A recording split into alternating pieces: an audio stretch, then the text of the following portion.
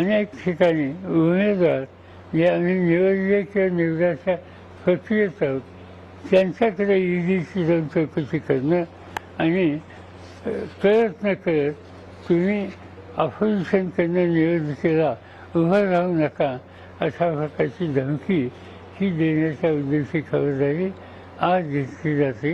ही चिंताजनक गोष्ट आहे आणि ही मला या मीडियाच्या माध्यमातून आपल्याला सांगायचं. काही विचारायचं. साहेब, रोहित पवारांनी काल पत्रकार परिषद घेतली. ते म्हणले की ईडीची कारवाई जी आहे ती सुरू आहे आणि पुढील 5 ते 6 महिन्यात त्यांना जेलमध्ये टाकण्याची शक्यता त्यांनी वर्तवली. काय आता अनिल देशमुखांचं उदाहरण पाहिलं आहे, संजय राऊतांचं उदाहरण पाहिजे, त्यावर काही भरोसा नाही. रोहित पवार सुद्धा म्हणलं की आमच्याकडे 9 मंत्र्यांच्या फाईल आहेत, भ्रष्टाचाराच्या आहेत. ते मला माहिती नाही. ही चौकशी करेन, माझी त्यांची भेट नाही. पण आता जिथं आम्हाला लोकांचं राज्य इथं नाहीच आहे त्यामुळे प्रश्नच नाही. देशात ईडीची सत्ता ही भाजपच्या हातात आहे त्यामुळे आमचा त्याचा संबंध नाही. पण आमचं फास्ट रेकॉर्ड काय आहे ह्याची आकडेवारी तुम्हाला दिली आणि त्यामुळे आमच्या फास्ट रेकॉर्डमध्ये सत्तेचा गैरवापर असा कधी केला नाही. आणि तो करत असताना स्वतःच्या पक्षातल्या लोकांनी चुका केल्या असतील तर त्यांना वेगळा न्याय आणि इतरांना वेगळा न्याय ही भूमिका आमच्या काळात नव्हती. शिवसेनेचे आमदार रवींद्र वायकर पण ते शिवसेनेत प्रवेश करतात. ईडीची नोटीस आणि ईडीची कारवाई सुरू आहे त्यांच्यावरती. ते दिसतं ना सुरू झालेलीच होती.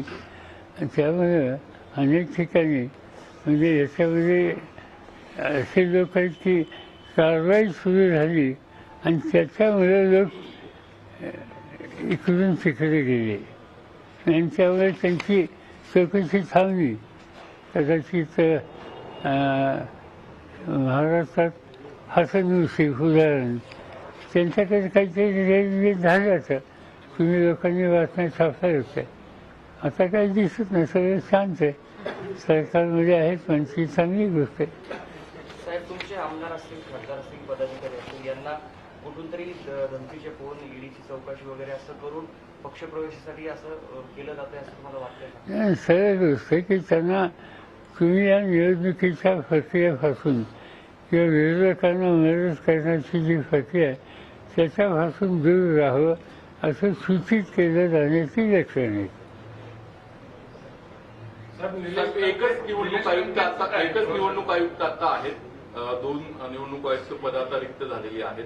तुम्हाला वाटतं निपक्ष निवडणूक होईल? आता दुसरे जे इथे नियुक्ती होतील ते पंतप्रधान आणि त्यांचे एक मंत्री ते दोघंच करणार आहेत. सुप्रीम कोर्टाचे जे कारण आता त्याच्यात जे दुरुस्त्या केल्या त्याच्यात पूर्वी प्राईम मिनिस्टर आणि एक ऑपोजिशनचं कोणते लिडर ऑफ ऑपोजिशन आणि सरन्यायाधीश तर त्याच्यात जो बदल केला आहे त्याच्यात मला असं सरन्यायाधीश काढले, लीडर ऑफ ऑपोजिशन कंटिन्यू केलं आणि एक मिनिस्टर, सिनियर मिनिस्टर. आणि आता सरन्यायाधीश त्याच्यामध्ये होते ते त्यांना आता कमी केलेलं आहे आणि त्यामुळे आता काय मोदी साहेब जे ठरवतील ते मान्य.